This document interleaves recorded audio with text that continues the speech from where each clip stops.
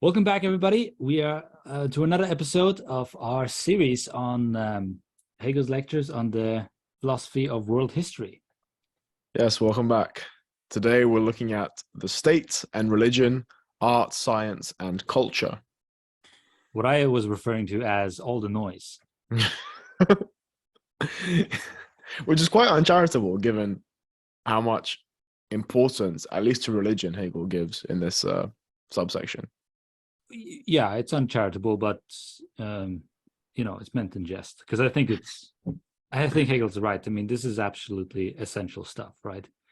And even a complete, pure power state of, just all about realpolitik is going to have to express itself somehow, right?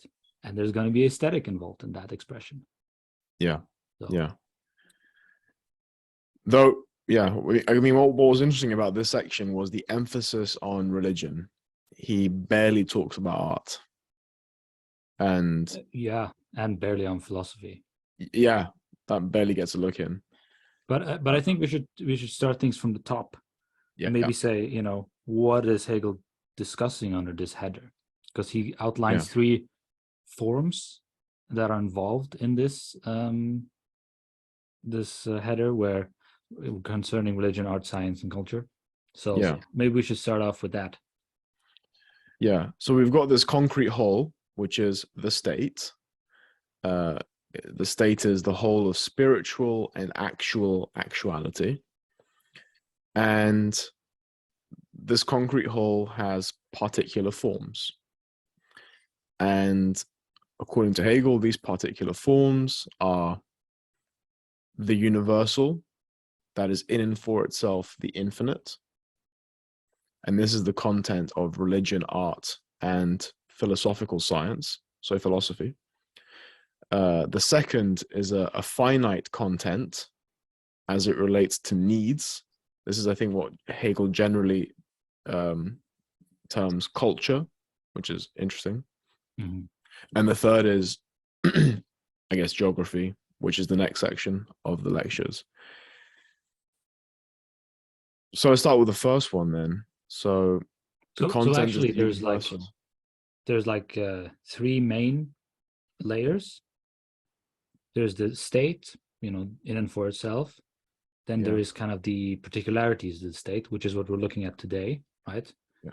And then there is the natural aspect of the state, which is what we're going to look at next week. Yeah. But the second header is itself divided into three further subdivisions, which is, as you mentioned, Ahilleas, the content of religion, art, and philosophy, and then finite needs. Which is culture. Yeah. Well, hang on. And then the third is natural aspect of state and climate. So the third here, is that referring to this subsection or the next section? I think the next one. Because in the beginning of the next one, at least the way these subsections are not actually part of the lectures. The editors have added them in. Right. To make them comprehensible. So the next subsection, which is the state in geography, begins with the third aspect. So I think, I don't know how you would want to revise the distinction, the division of forms you made. So you've got the universal, which is the state, and you've got these particular forms divided into three. So I guess we're really looking at the first two particular forms today. Exactly, yeah. Right. And the first one is what Hegel calls the universal in and for itself, the infinite.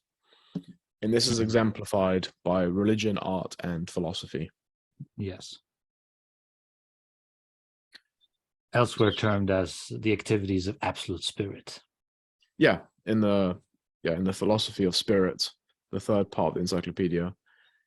Yeah, they're called absolute spirit. Though he doesn't refer to them at all as that here, which is interesting, because he had, of course, already written the encyclopedia by then, the first edition at least.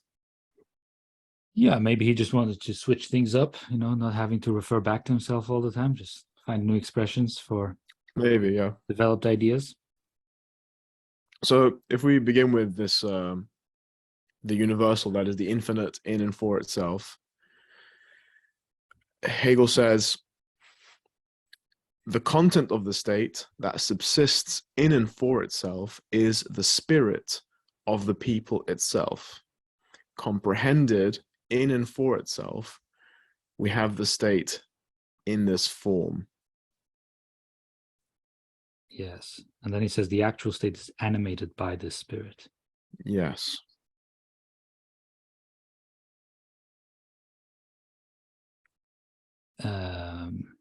And further down, for in it, the actual state determinate interest are at stake. So why even bring this kind of stuff in at this point, right? Why, if we're talking about the state, do we need to discuss stuff like religion, art, and science, or philosophy? Religion, art, and philosophy. Yeah. So, I mean, one obvious point of contact with what we've been talking about so far is this idea of the state as the spirit of the people. So one of the things that constitutes the state are the citizens, the individual citizens, and their individual spirits, their rational minds, let's say, that are part of it. And I guess Hegel thinks that once you've made spirit, rationality, mind, whatever you want to call it, a constitutive part of the state, you also need to make explicit these other expressions of spirit, which Hegel takes to be religion, art, and philosophy. That's my best understanding for why Hegel thinks that they are why they're important enough that they should play a role in our description of world history. They tell us something about a people. Yeah, I mean, that's kind of more intuitive or more easily, I can buy that. So from a historic perspective, but why in the state? Because this is within the state, right? He doesn't like talk about it out as something else outside of the state, but within history. He specifically puts it into as part of the state and kind of seems to make essential connections between the two. But I think you're right to point out that it has to do with mind, with us as cognitive beings, because then Hegel goes on to say further down that paragraph, as thinking beings, however, humans must know the universal, the essential being. They must represent this being to themselves. So importantly, I think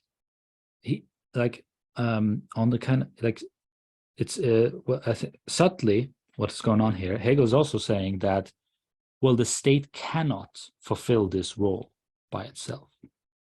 I think we see perversions of this when we have like crazy authoritative dictatorial states, right? They sort of take the spot of being absolute spirit. Yeah, but like I think cults of the leader. Yeah, exactly. Yeah, but Hegel, I think, kind of subtly warns us against this here, that there is no room even, logically, for the state to play this sort of thing. So something else has to fulfill that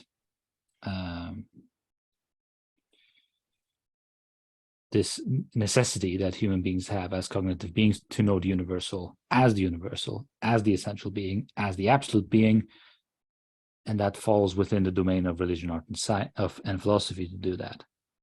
Yeah, I think an important nuance here is you talked about knowing the universal. I think to put up our finger more firmly on the point, I think it's about representing the universal to themselves. Because in the previous sections, we've been talking a lot about willing, and not just willing, but knowing the universal when we're talking about the state.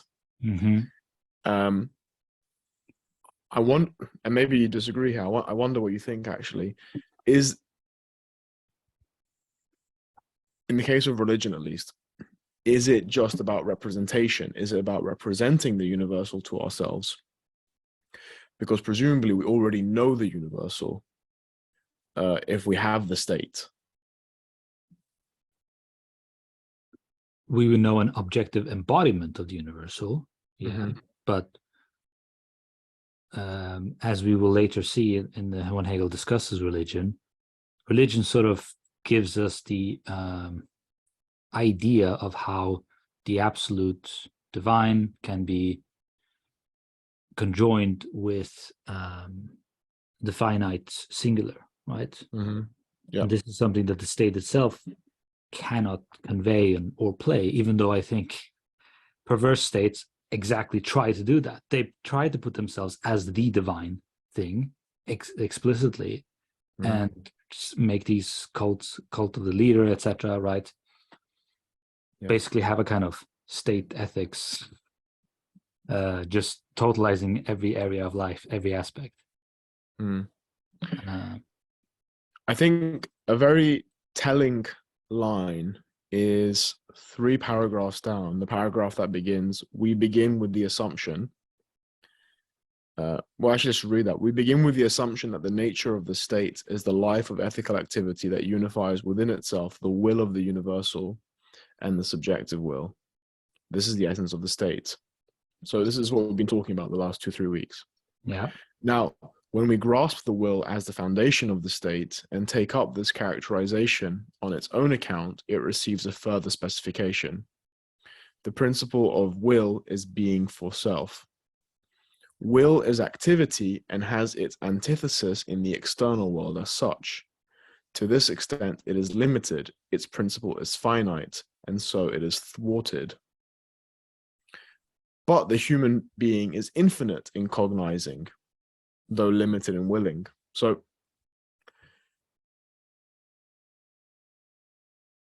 it seems to me that religion, or these 3 sets of things that Hegel elsewhere calls absolute spirit, art, religion, and philosophy, is a response of the will to posit itself in the world, not as action, not as practical, not within the domain of practical activity, but in the more, well, ideal form, let's say.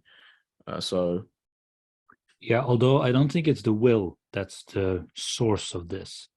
Because later, for a few lines below, Hegel puts it pretty clearly. Intelligence alone liberates the will from its limitation, and the thinking free will is what is universal.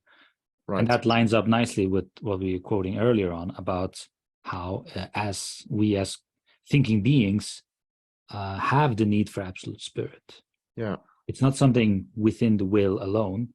And the will kind of comes into play early on in the philosophy of right, in objective spirit, right? Yeah. How we get even the idea of right is in and through the will, willing the free will. Now we would have to go into those sections and see how much thinking is involved in that. But here Hegel seems to put a premium on thinking, that is what's kind of moves us into progressing things and figuring things out from the standpoint of universality. Yeah. And it's interesting that he keeps couching it as a response to the outer world. The will as essentially in and for itself must now be thought of as liberated from its antithesis to an outer world. So, well, yeah, for the pure will, the world is an obstacle. Yeah, right? You're hungry, your desire for some this or that, right? And you fulfill your desires, or you have your desires blocked or whatever. But in either case, you're going to be frustrated because the will in this kind of relationship isn't going to yield a lasting and fulfilling satisfaction. Yeah, exactly. Yeah. So, and this is part of the logic, I think, right? So when your will, to use Hegel's words, is thwarted, when your attempts to seek satisfaction in externality is thwarted, this then determines your will in turn. it gives it another way of putting it maybe is it gives it a new content. It makes it more determined. And Hegel, interestingly, calls this power. So, but the will as universal is determined in and for itself by the antithesis to the outer world, is in itself power, and essential being is to be thought of as universal power. And this I found very strange. I was struck by this introduction, this category, power, this concept, and how it's the result of the will being determined by its failure to be in and for itself with the external world. Yeah, but switch out power with the term particular, and you'll see that this is just basically the concept logic playing out. So you start out with the universal, but universal without a particular isn't a true universal because it's not uniting anything. And yet, once we have the particular on the scene, the first kind of action or reaction by the universal is to put itself up against that particular. And so it kind of succumbs to being a particular alongside this particular, right? And so it sort of is failing to live up to being a universal. But this failure is a necessary step to then see that, well, you have two particulars here, and the reason they are two particulars not collapsing into one another is because one is the universal and the other is not. So there's criteria of difference and identity. And that's, I think, the beginning of the real universal. And so sort of universal power is one in which engages in non-universal particular powers, but also transcends those particular powers. And if you switch out universal power with reason, you see that reason is at work in all these different particular states and particular powers. But what we know of the universal reason is in the mapping of all of these particular powers and what they do and try to achieve, and so on and so forth. And so this universal reason then, I think, just becomes world history. That was a lot of stuff, Philip. And that's it for today. Short-circuited. His brain is boiled over. I think we're going to have to go through that one more time. Okay. Just slower maybe as well. So if we think of, when Hegel says is in itself power, we think of it instead as is in itself particular. Right? That was the first suggestion. Yeah. And so the antithesis then, so the idea is that it's the universal being determined by itself and thereby particularizing itself. Yes, although it is, in a some sort of relationship with this particular, and kind of itself becoming a particular in having a relationship with the particular, which looks like a failure of the universal, but that's a necessary step to then get the proper sense of universal, because you don't dismiss or ignore or exclude this connection with particularity, but you embrace it and accept it, and in so doing transcend it. In a sublatory way, right? Where you keep it in your transcending. Okay, then. Good. Otherwise, we could think of the universal power as existing without any simple power or particular power, right? And that just would create a kind of transcendental beyond situation. So that's one extreme. The other extreme is that there is no universal power. It's all just particular powers, and they're all in endless competition, right? But that just leads to a kind of logical collapse, because you have unity. Well, all you have on a table is a domain of particulars. Well, there is a unity here in them being particulars, right? Okay. So that unity has to be made explicit. Okay. And I think So Hegel Hegel achieves both, fail by not going into either extreme.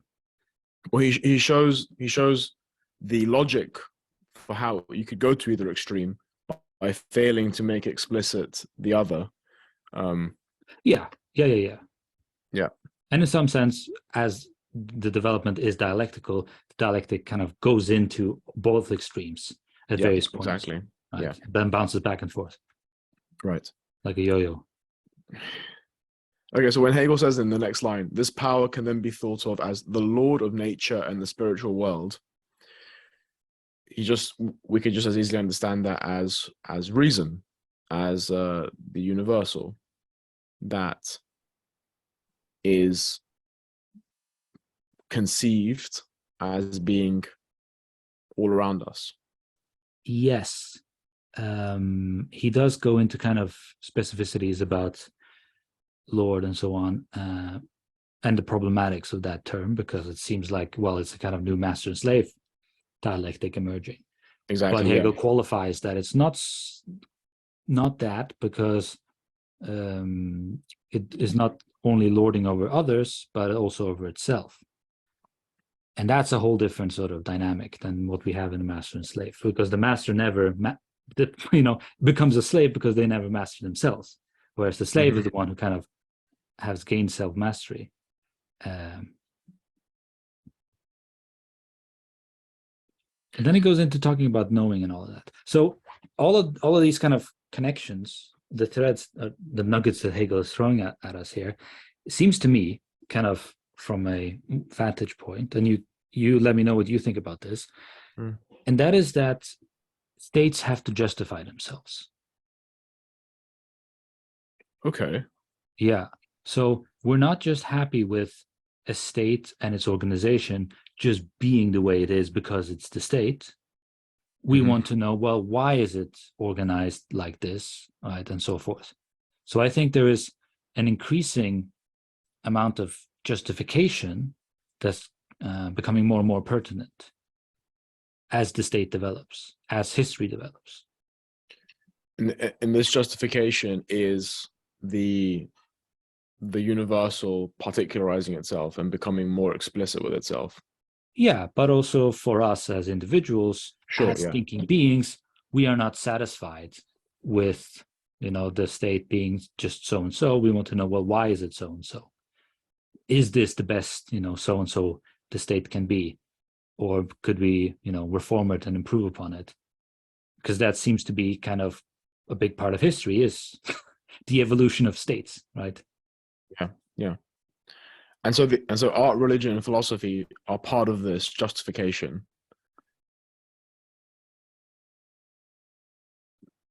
I think they form the just space of thinking about justifications. The justification for state itself is within objective spirit or within philosophy.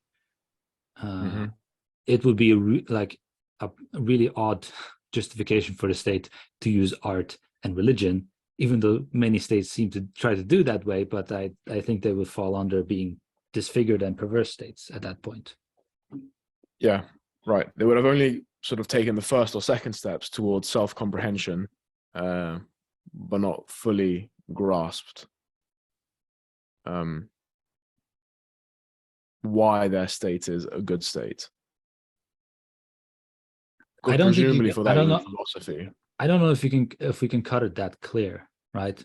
Because I think that absolute spirit is at work in all states and all time, right? Even Athens had philosophy going, and the Romans had philosophy going. So I don't think you can separate the stages of absolute spirit as a kind of measurement or a bar for how good a state is doing. I think it's just a space within that the state creates, because as cognitive beings, we have a need to develop our cognitive faculties, and at some point we do that in and for themselves.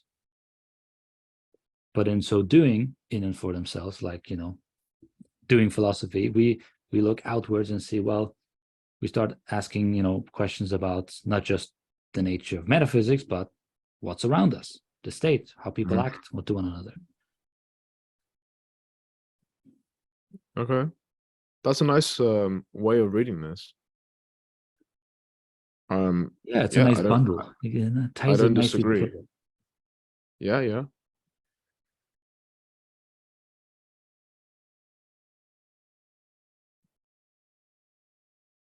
You want to get to religion then? Yeah, we can. Yeah, Hegel seems to devote quite a bit to religion in this section. He does, yeah. So in the next paragraph, he mentions the divine idea, and well, just to sort of skip ahead, he says the unity, therefore, of the divine and the human is the genuine idea of religion. Yeah. And maybe to take this back to what we were just talking about, I guess it's this unity of recognizing, maybe go back to this metaphor of the Lord. It's the Lord that doesn't just lord over it, another, but over itself. It's reflected into itself. So it's this reflection, this two-sided mutual reflection, which Hegel sees as also being the logical relation that designates a genuine idea of religion. So a religion that takes the divine and the human in equal measure and doesn't emphasize one over the other. Yeah, so in one sense, to be able to lord over oneself means to put yourself in a subservient position. Exactly. And this motif repeats in Hegel. Being ethical means that you don't have all the answers. The true and the good and the rational is out there, and you can be part of it, but you are not it. So yeah, go on. What's interesting about, I guess, Hegel's idea of religion is he's not positing the existence of a deity out there. He's showing the logical development of us as thinking beings, as grasping the rationality out there, the reason in the world, and grasping it as ourselves, as being in relation with us, and that finding expression in one form as religion. Mm-hmm. And I think that's a very compelling idea, because I don't know much about religion and theology studies, but it seems to give and take with both hands. It's Hegel's way of maintaining religion as being an important aspect of society, but also taking away any elements of religion that seem to make it something that lords over people. It seems to be a much more mutual relationship. Yeah, and not just mutual, but in one sense, the divine in Hegel is kind of self-sacrificing and self-denigrating, because in order for there to be a unity between the divine and finite, the divine has to become finite. Right. God becomes Christ, right? To use Hegel's and this is exactly reflected in the stuff we just read about power.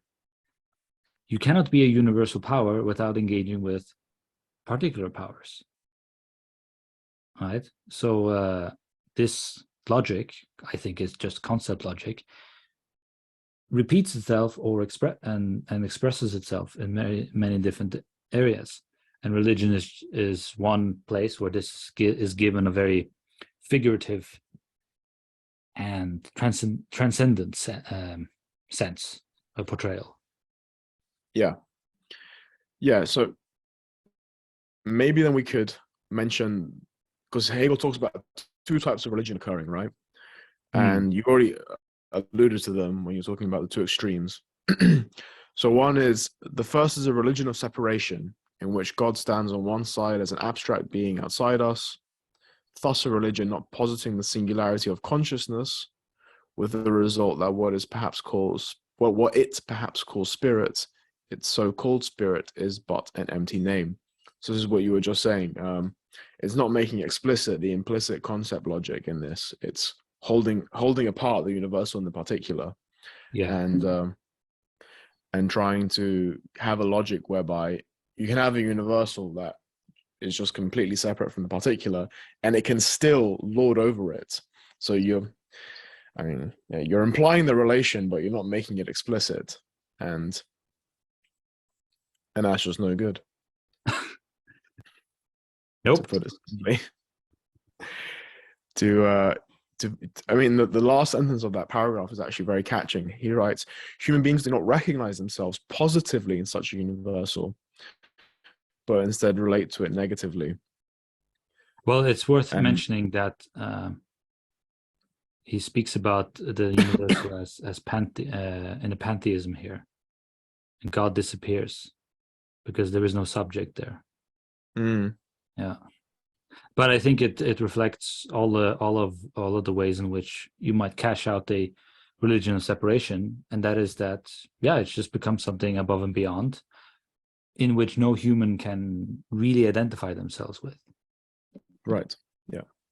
And what Hegel likes about the other kinds of religion, the unity thing, is it's kind of turning the tables around on this relationship, and emphasizes that no, you don't reach God. God has already reached you.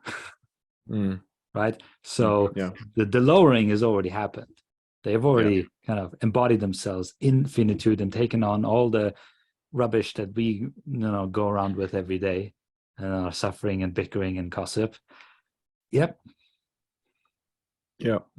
And he gives the example of Hindu religion, Greek religion, and Christian religion as all religions which have unified the infinite and the finite. Obviously, they do it in different ways, and Hegel will have something to say about what that tells us about the different religions. But they're all different ways of showing God as a subject. And in contrast to, he mentions the Judaic religion or Islam, which have a much more impersonal view of God, like a non-representational view of God. Although one could argue that they are actually closer to the subject because they posit God as a purely thinking being, right? And this is what we are in our innermost rational essence. So one could argue they're obviously getting at something, right? Because they're making explicit the rationality in the world that is implicit in their relation, and they're just emphasizing that at the expense of the material, the particulars, the subject, the human, we might say. Yeah. And then he goes on to talk about art.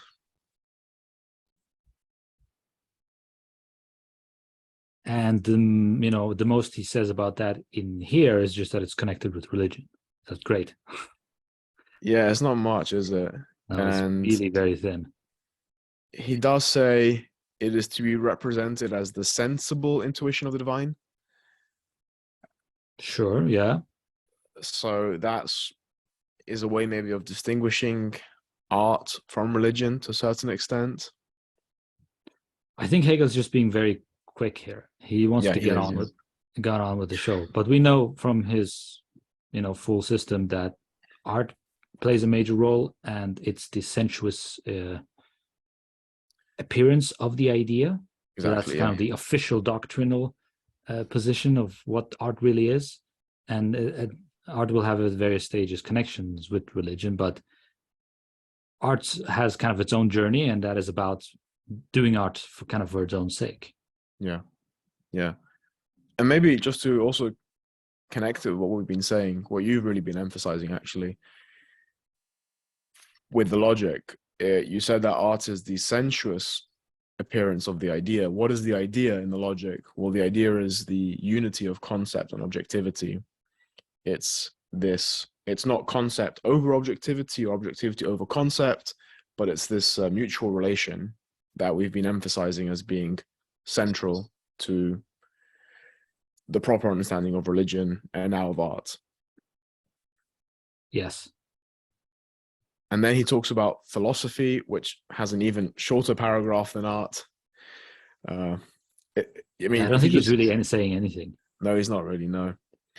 I guess it suffices to say that philosophy is also an important moment in this. Yeah.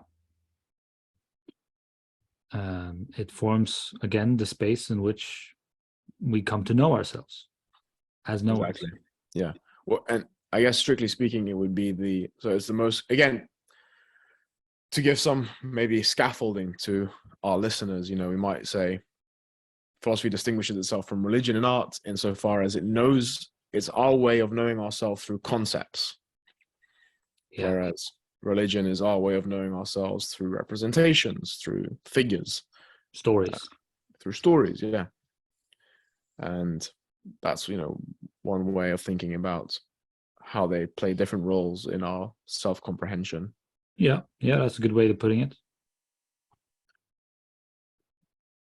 So now we come to the place where Hegel talks about the connection between religion and state. And I don't know how you found this section, but I kind of found it a little bit fishy. Because it seems like the state needs a kind of, or wants the kind of authority that religion has, or like it represents. So, right, here Hegel goes on to say, in this respect, it has been rightly said that the state rests on religion. The principle of the state must be an absolute justification. Finite interests are relative matters. The absolute justification of the universal principle is that it is known as an element of a determination of the divine nature itself. And then, so when I read this, it's like, it doesn't seem to be that way anymore with modern states. They're not, well, except maybe a few, but most modern, well, they wouldn't be modern states, I would say, but most modern states are like, no, we're not the embodiment of God or God's chosen people or whatever, however you want to cash it out, right? Yeah. They have attained a little bit more humility. I think this is one of the big questions that faces us nowadays with Hegel's philosophy, because religion is obviously very important for Hegel, and it doesn't seem to be as central nowadays. I mean, at least in Western societies. Is there a way of cashing out the logical structure of religion? What we've been saying so far, this idea of grasping ourselves as ourselves through a representational form that is not religious, that doesn't require literal reference to a divine. I'm not sure. But well, it's more, maybe you can put the question like this: can we have a connection to the divine that does not involve stories, representations, figures, and metaphors? Yeah. In some sense, yes. I mean, that's kind of what philosophy is doing. But elsewhere, Hegel says, well, what's missing there is collaborative, communal, and passion and so on and so forth, which he thinks are in religion but not in philosophy. Yeah. I don't want to take us on a tangent, but I recently read a book on the importance of religion and evolution. And in this week's episode of What Ahilleas recently read, and just to make a very, very brief point, the author is an evolutionary psychologist, I want to say. Can't remember exactly. And religion is just very important to our psychological makeup. because of what you just said, partially this idea of community, and we can divest ourselves of these things, but we'll feel as if there's something lacking. Right. But I think, I don't know, we probably can't answer this question now, but I think one question we can try and answer is why Hegel thinks that religion is so important. Because he goes so far as to say that you can't have a state without religion. And he criticizes people who think that they can have a state and then you add religion into it. But for Hegel, it's absolutely not the case. It's the founding of the state is simultaneously, it simultaneously brings with it a religion. Right. And I think the question we should try to answer is, why does Hegel think that? And yeah, that's a good question. There is a line at the end of when he talks about religion, which I think is very telling. And he says, the principle of the state, the consciousness of the sacred, is found in religion. So maybe we can think of it in this way, that, well, the state does need some sense of the sacred, some sense of divine authority, to sort of buttress up its official authority, but it cannot do it, kind of produce it out of itself, because it is, at the end of the day, objective spirit, not absolute spirit. yeah. So I don't know, it borrows that principle from religion, right? But still, even putting it very formally like this, what is the state actually taking or getting from religion that the state needs in order to be a state? Looking today at the modern states. Yeah. And what's interesting, I mean, I want to go back to what I found interesting about, what I said I found interesting about Hegel's conception of true religion, which is it's not of a deity out there, it's us recognizing ourselves, which really is not something that existed even in Hegel's time. No one thought of Christianity, I think, I might be wrong, but no one thought of Christianity as, oh, it's not really about God. It's really about us recognizing ourselves out there. Well, I would also add that it's not just recognizing ourselves. That sounds a bit too ambiguous. I would say it's recognizing reason at work in us. Right? Exactly. Good. Yeah, exactly. Yeah, we recognize that we wouldn't be without reason as thinking beings, as we know who we are, but also that, well, this reason that we posit as an independent thing wouldn't also really be what it is without us. So there's a kind of mutual dependence involved there, even though we're also recognizing that this reason must be more powerful because we didn't bring ourselves into being. We found ourselves brought into being, tossed into this period of history. Like, man, couldn't I be born like somewhere else at a different time, or with, you know, someone? No, they just boom, immediacy. Right.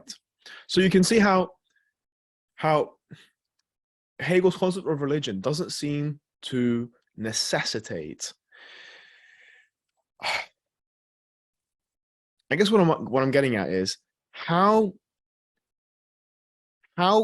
is there a degree to which it can be useful to indulge in stories about the divine, which fundamentally tell us this story about reason in the world, without believing the stories about the divine, so that it's something like, I don't want to say purely instructive, something that's also binding. So like, okay, let me put it. But like, you're at the pub, right? And you can't just talk about concepts, right? You're going to talk about a story, and that story is going to be, I can't think of a story now, but it's going to be a story, and that's more relational, it's more human, it's more everyday. And so long as the content of that story is of our recognition of the rationality in the world and how we're a part of it, then that's good.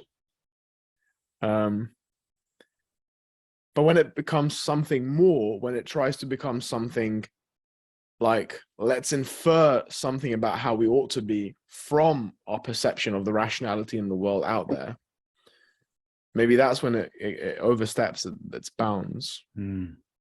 So I have a worry that you're turning to a kind of wretched formalism here. So I'm going to put the question to you with using a different example. Yeah. Let's say you have a work of drama, right? But the whole point of that drama is just to give you instructions about how to live in the state you're in. How would you feel about that drama? Yeah. To be fair, I wasn't very happy about the word instruction that I used. you would find it didactic, right? I would find You didactic, find it like it's kind of trying to feed you something forcibly, right? And I think it's much the same with religion, that if you try to import other kinds of rules and criterions for its own sort of way of life, then you will lose that way of life. So maybe you just need to look deeper into religion, Ahilleas.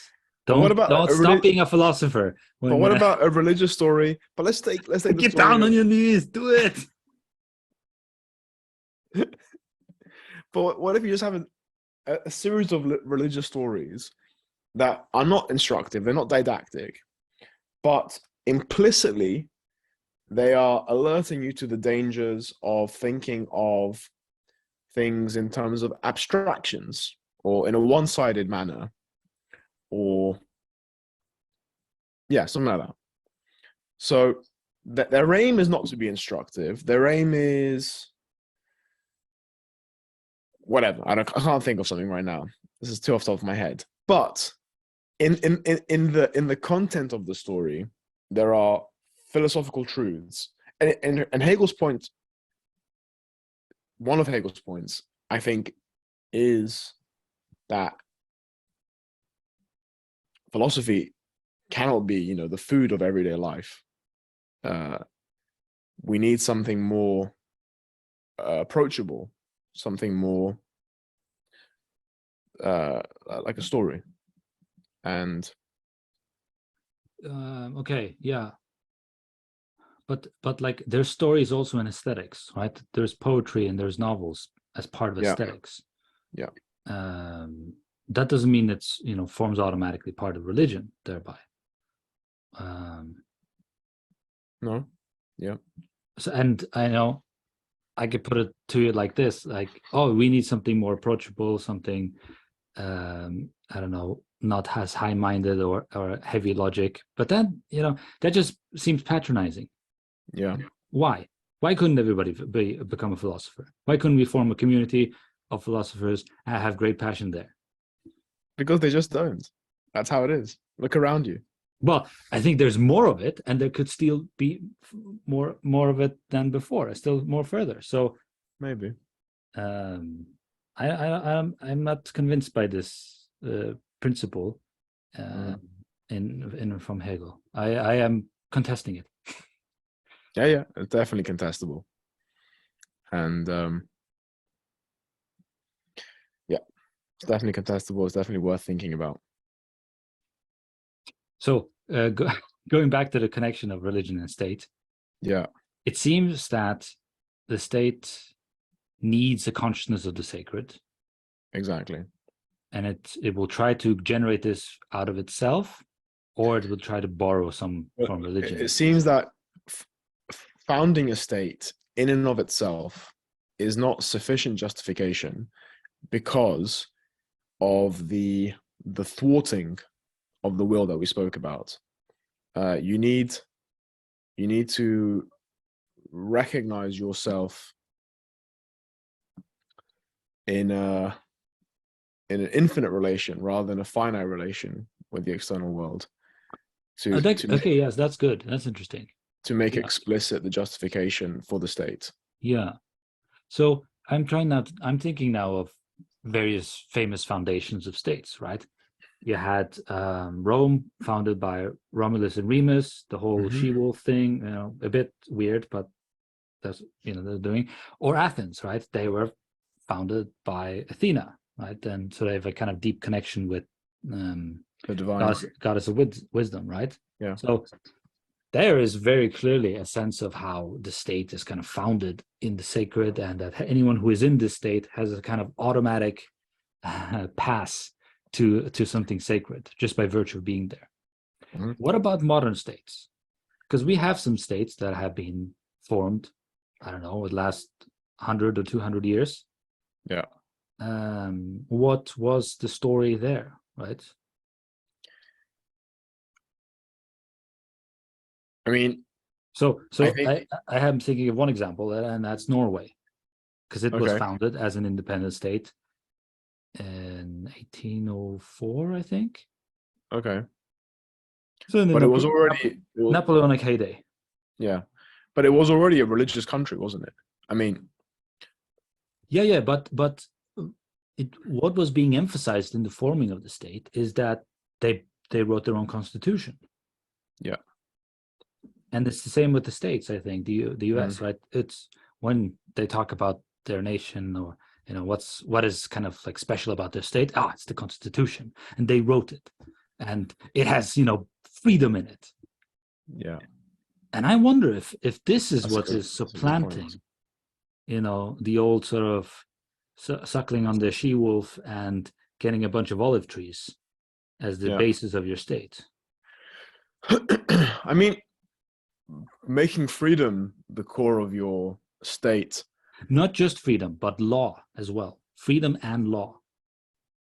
Well, law is a Constitution bit is more. a law. I know, but law is a bit more of a finite relation.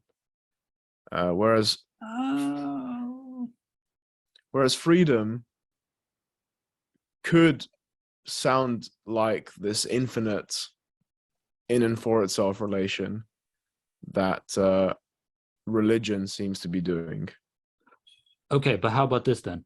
The Constitution represents the embodiment of freedom Yeah. in this state. Hence why we have the state in the first place. Yeah, exactly. Yeah. That could be one way of, that could be another way of couching the importance of what Hegel calls religion, or the divine, which, I mean, fundamentally, what is the divine? The divine is rationality.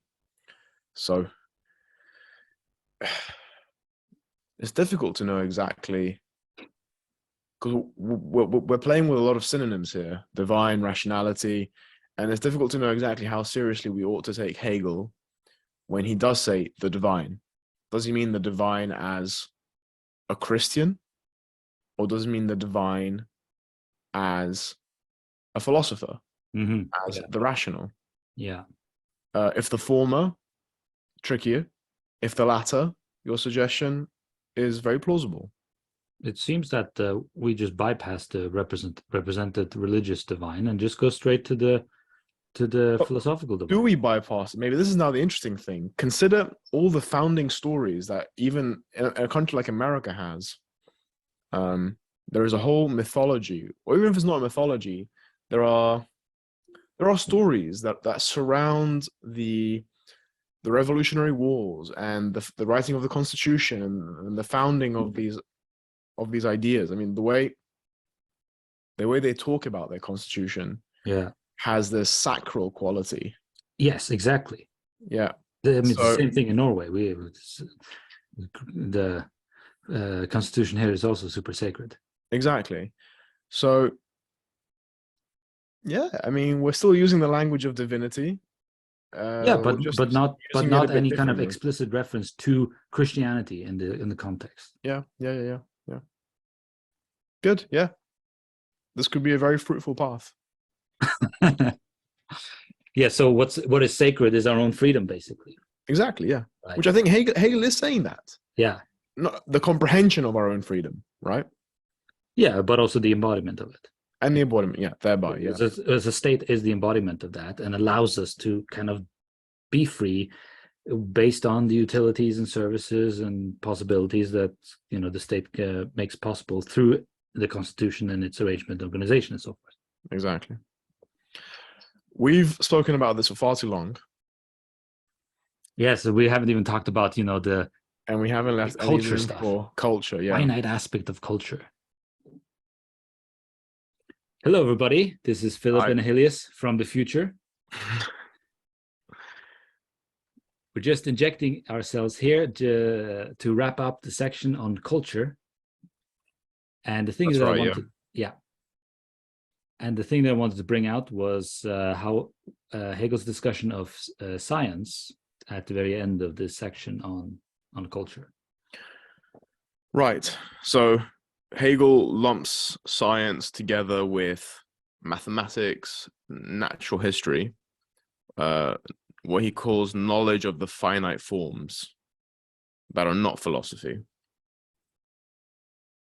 And I guess that's quite an interesting way to distinguish science. I think we would probably tend to think of science as a distinct activity from natural history and probably mathematics too, but maybe some branches of physics might see themselves as connected to that. But Hegel is sort of lumping it together in general as this mode of acquiring finite knowledge. And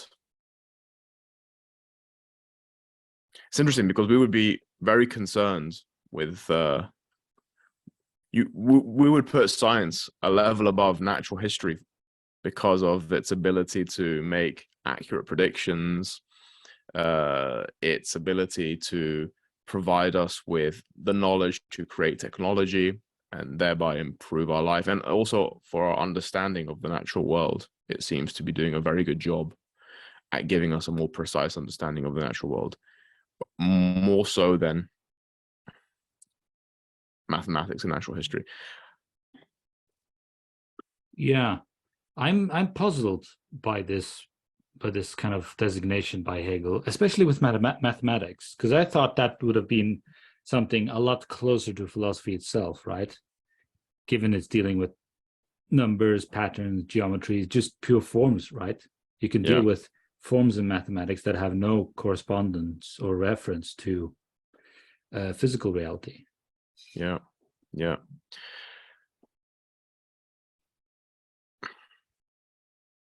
It's also interesting because a lot of the chapters in the science of logic deal with matters that are related to mathematics. Then maybe I guess the point is that so he deals with like number, for example, ratio. He deals with the theorem in science of logic. So these are all philosophical. These are concepts, philosophical concepts. So things that philosophy deals with. So presumably not just knowledge of the finite. But I suppose, Hegel is just thinking in terms of the kinds of knowledge that these things give you. And if we go back to science, it's the external relationship of the scientist to the world that I think prompts Hegel to render it sort of a finite knowledge. Whereas philosophy, which is meant to be the self-relation of thought, has more of an infinite form. So I think go on. So if you wanted to, and I think Hegel is right about that, to be honest. I think there is a distinction between science and philosophy, and maybe even mathematics and philosophy. So if you want to divide things in terms of finite knowing and infinite knowing, then yeah. But is science, I guess what's surprising is that science is just this paragraph towards the end of a discussion that includes religion and art. It doesn't even merit its own section. Yeah. What do you think? Yeah, so like he says, this is first and foremost knowledge of the finite forms. That doesn't need to make the knowledge itself, finite. But it seems that he's caching science itself as finite because it's dealing with finite forms. I think that's unfair, because you could say the same thing about philosophy. Well, we deal in categories that come and go, right? So our knowledge must also be finite. Well, no, because we realize there is a kind of movement and a wider context, something that integrates these finite moments, and that the finite moments serve to embody this infinite thing. So why couldn't the same be said for knowledge related to sciences here with mathematics, physics, and so on? Because art and religion get to be part of absolute spirit, but evidently not science and mathematics. So, as I understand it, the main point would be that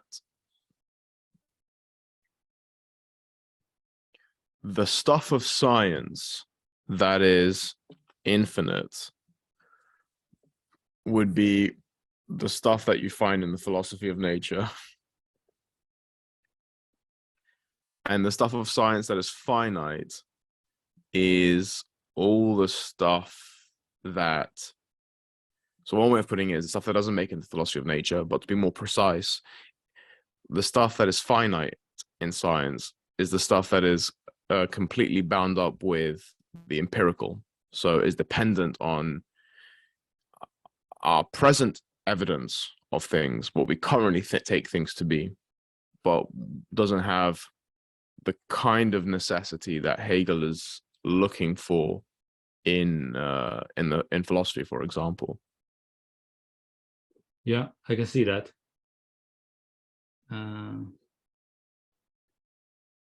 Yeah, but on the other hand, at the end of the day, empirical knowledge doesn't exist without absolute knowledge, right? Because the two things are kind of presupposing and overlapping and reciprocal relation, right? You don't know anything unless the knowledge itself was in a finite mode. Infinite mode. Yeah. Right. So if we go back to, so why is religion infinite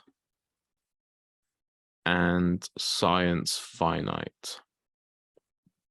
Because they both involve some kind of relation outwards, don't they? Yeah.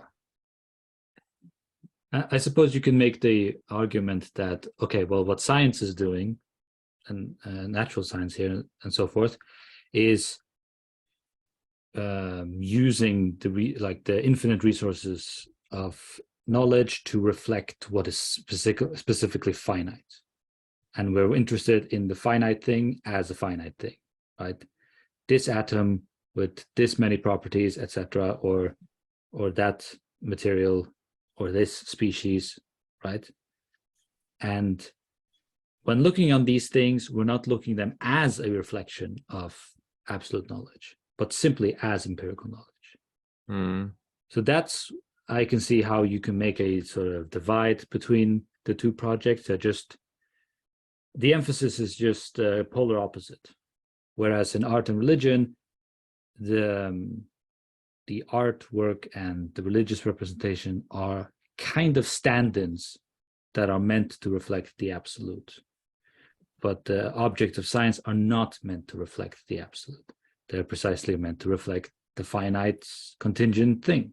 What about, I think that's really good, yeah. But just something that occurred to me that might not quite fit the explanation you gave. What about a scientific theory that strives for universality? Like what? Like universal gravitation, let's say. Yeah, but that's still just gravitation. Gravitation is a particular thing, particular phenomenon. Take away the phenomenon, you take away the law and everything that comes with it.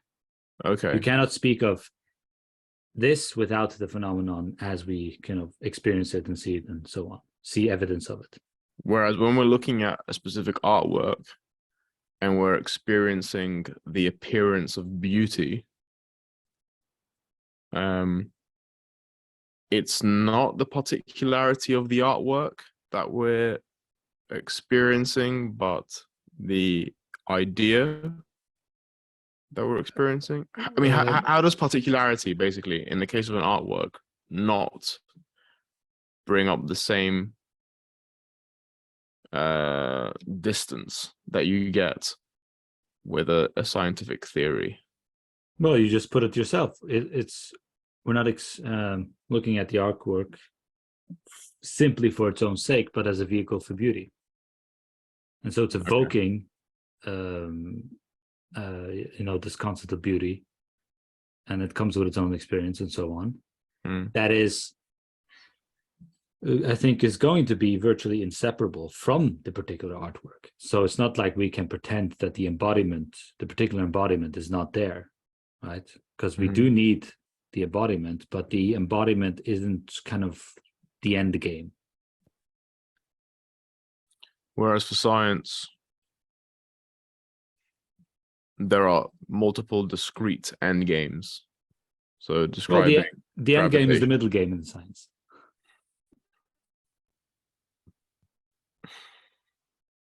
What about the holy grail of science, the what's it called, the completion of the standard model? Yeah, tell me. You can tell me what's that all about? Well, that would just be some explanation of everything. So it wouldn't be about gravitation, or it wouldn't be about I don't know enough to give more examples, but it would be about explaining everything. So that would be really striving for the universal without particular focus. I mean, you'd have your different particles that all mathematically sort of balance each other out, I guess. Yeah, but isn't that exactly what they've been trying to do? There's this dream. It's what they're trying to do. Yeah. To have a single theory for everything, but yeah, certain domains don't speak with one another. They're just like incompatible. Yeah. And Hegel has his own reason for this, because he thinks that once you have particular laws on the table, you already have created an insurmountable obstacle for the universal law. Even though you can strive towards universality, you'll never get there because you're dealing with particularity. So trying to build universal law out of discrete particular laws is a logically incoherent project. Sort of, yeah, because the particular law focuses on a particular singular element, whereas the universality is collapsing that particularity and singularity in favor for the sort of generic wholeness, general wholeness. I mean, he talks about this in the third chapter of phenomenology. So one could think of that as a reason why this knowledge is of the finite, and it's kind of stuck there. An interesting sort of correlate of this discussion that we're having might be, what does it say about our society that science seems to be as important, if not more important, than religion and art in relation to Hegelian system, where science is really just a minor aspect of culture, and religion and art are the really important things for spirit? Would Hegel have something to say about that? I think one can extract a Hegelian view on it, but just off the top of my head, a completely sort of crude and unreflected response would be that, well, technology just makes our lives better in ways that art and religion were unable to previously do. That we have more comforts, well-being, resources, and mastery over our otherwise contingent circumstances, i.e. nature, in ways that are just better and more predictable and efficient and so on, than the religious mode or the sort of purely artistic mode. Yeah. But you would agree that from within a Hegelian framework, there's something problematic about that? In the classical Hegelian framework, yes. Yes, in classical Hegelianism. But here in this Hegelian response, one could say, well, there's just more cunning of reason in the sciences than there is in religion and art. So that there is, it's just a more sophisticated, developed sense of rationality going on there that is still fairly young, but as promising steps being made. Or we've fallen into a swamp of the understanding. Here he comes, the preacher, the Hegel preacher. Repent! Get out of you, understanding. Be gone. I don't know what to say. Yeah, I don't know enough about critiques of modernity as well by artists and philosophers.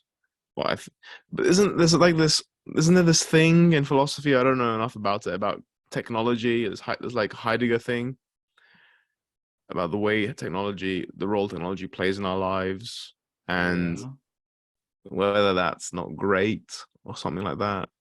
Yeah, well, it's it's not as simple and straightforward as that, as it never is like that. Even the Greeks talked about culture. I mean, technology, right? Mm-hmm. You have Aristotle talking about technology. But to go back to this paragraph, I'm just so surprised by Hegel here, because I always thought that the mathematics and natural physics were sort of indirectly nested within philosophy in absolute spirit. But here I'm finding that it's just like an afterthought in culture, in objective spirit. Yeah. I mean, look, so I think maybe some important caveats. Maybe we're making too big a deal of this because these are the lectures on the philosophy of world history. Sure. So maybe in the context of world history, Hegel thinks that science is not that important. Possible, okay. Especially since if you think that, strictly speaking, science started in the late 15th, early 16th century, and Hegel is talking about things that happened 5,000, 6,000 years ago, maybe it's just not that significant. Well, it sure as hell is significant now. It is, yeah. I mean, the population of the planet is tripled just because of fertilization, right? In the Encyclopedia Logic, though, in the introductory sections, Hegel does talk a lot about science, and he does say a lot of positive things about science. Yeah. And he does talk about how science is necessary. He spends a lot of time, actually, or he mentions often how science is important for the development of philosophy. How does he speak of science there? As natural science or science in the just big S science? Natural science. Okay. Empirical. He says empirical sciences. Right. Okay. Yeah. And there's this general idea, I think, that science is a really important activity to prepare us, or part of the many activities that we do that prepares us to think about the world and to thereby learn more about the world, acquire more knowledge, more concepts about how the world is, and thereby prepare us to embark on the great presuppositionalist project. Mm-hmm. So, yeah, I'm not quite satisfied. I think that also that the paragraph on art was room here on evolution. The paragraph on art was barely there. I mean, yeah, sure, but we do have two huge tomes for the lectures on the aesthetics that give us a pretty good idea. Yeah, where he stands on that. I think your point stands. Science is clearly less important than art and religion and philosophy.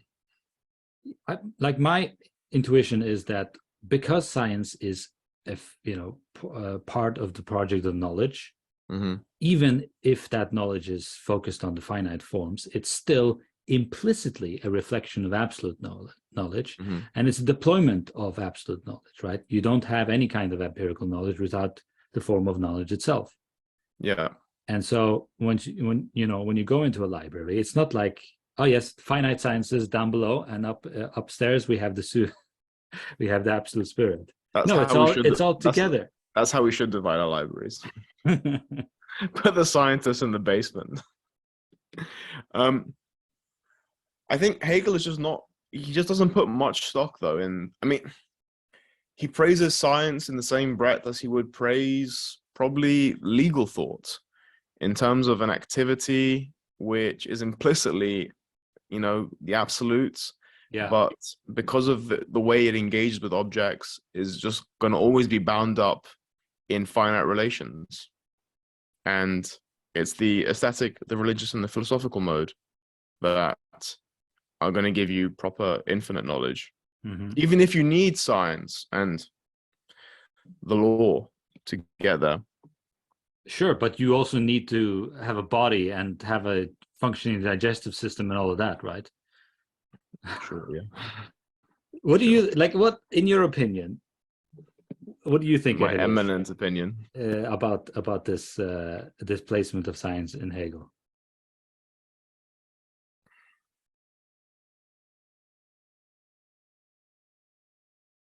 On the one hand, I quite like it. Oh my God! There comes the philosophical arrogance. I'm just I'm genuinely intrigued by the importance that Hegel assigns to art, religion, and philosophy. And I'm intrigued because I don't assign much importance to religion. And I assign a lot of importance to science. And then, I mean, if you had to ask me, I'd probably go like, probably like philosophy, science, art. If I had to rank my three stages of absolute spirit. And so I think it's really interesting that Hegel is in the right time as well to be praising science. That is the exact right period for someone to piggyback on the great advancements of science. I mean, you've got physics is established, chemistry is pretty much also established, biology is on its way. Evolution is getting there. Evolution's around the corner. It's a great time to praise science. And it's just a very curious position to take. And so I think Hegel is one. I think he's right about science being fundamentally concerned with finite knowledge. I agree with that. I think that's spot on. Is he right about art and religion being modes of infinite knowledge, infinite knowing? I'm not sure about that. I'd have to think about that some more. I haven't studied those sections enough to be satisfied that they do provide the kind of infinite knowing that Hegel thinks they do. Mm-hmm. Or that they provide, I mean, yeah, that's the only criterion, that they provide infinite knowing. Yeah. I guess I should also add the disclaimer that my critique does not come from a wish to emulate the sciences as a philosopher. Certain philosophers feel that they are inadequate because they have to become more like the sciences, right? Yeah. And emulate them. I think that's just silly. It's just two different disciplines, two different ways of thinking about things. Philosophy is inherently speculative. Science is inherently observational, data gathering, hypothesis, etc. The things that we, scorn in philosophy. So maybe methodologies are just different. Well, maybe one final word in defense of science. You mentioned that we have 2 whole tomes on the lectures of aesthetics. We do have the philosophy of nature, which is full of Hegel's knowledge about the science of his time. Mm-hmm. So clearly he is very interested in it, and he does take it seriously enough to implement all the concepts of his time in his philosophy of nature, like magnetism, galvanism. These things are not philosophical concepts. These are things that he's read about, and he's finding a place for them in the philosophy of nature. Yeah, and when he's doing that, it seems to me that he goes against the grain of what he's saying here, right?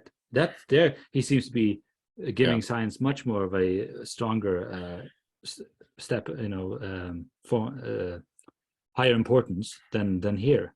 Though again, like I wonder. But then again, kind I of wonder how much is that really? How important is it really? Is it important in that general preparatory way that I think it is, whereby we need all these different activities of finite knowing to become acquainted with the world and to learn of things and to acquire the language that we need to then do philosophy?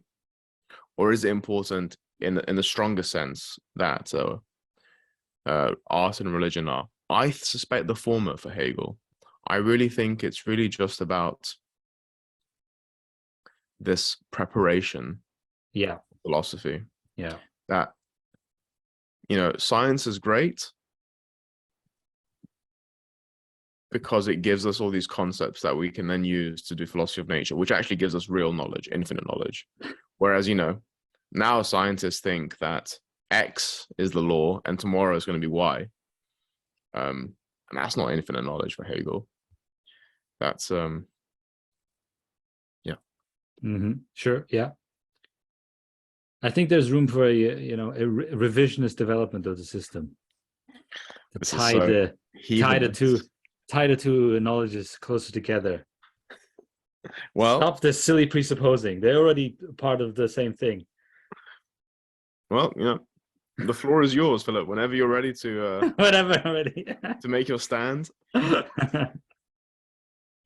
I'm going to stand of under classical Hegelianism will be waiting for you. Yeah. Great. Okay. I think we've once again we've managed to get so much out of so little from Hegel. Indeed. Well, thank you all for joining us for this this episode. Tune in next time, and we will discuss the state and geography. It's going to be very exciting. Yeah. Bye-bye. Bye-bye.